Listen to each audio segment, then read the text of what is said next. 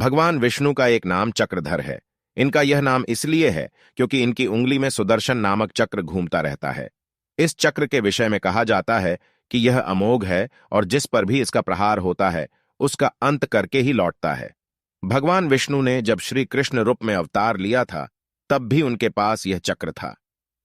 इसी चक्र से इन्होंने जरासंध को पराजित किया था। शिशुपाल का वध भी इसी चक्र से किया गया था। श्री कृष्ण अवतार में यह चक्र भगवान श्री कृष्ण को परशुराम जी से प्राप्त हुआ था, क्योंकि रामावतार में परशुराम जी को भगवान राम ने चक्र सौंप दिया था और कृष्णावतार में वापस करने के लिए कहा था। लेकिन भगवान विष्णु के पास यह चक्र कैसा, इसकी बड़ी ही रोचक कथा है। वामन पुराण में बताया गया है, श्रीदामा नामक एक असुर था। इसने सभी देवताओं को पराजित कर दिया। इसके बाद भगवान विष्णु के श्रीवत्स को छीनने की योजना बनाई। इससे भगवान विष्णु क्रोधित हो गए और श्रीदामा को दंडित करने के लिए भगवान शिव की तपस्या में करने लगे।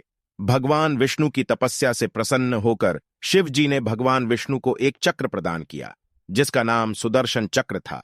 भगवान शिव ने कहा कि यह अमोघ है, इसका प्रहार कभी खाली नहीं जाता।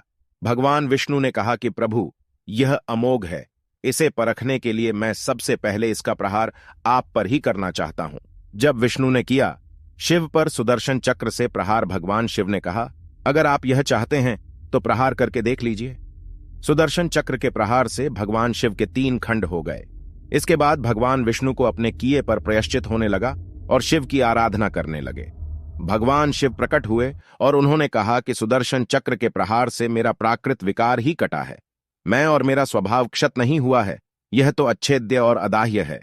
भगवान शिव विष्णु से कहा कि आप निराश न होइए। मेरे शरीर के जो 3 खंड हुए हैं, अब वह हिरण्याक्ष, सुवर्णाक्ष और विरूपाक्ष महादेव के नाम से जाना जाएगा।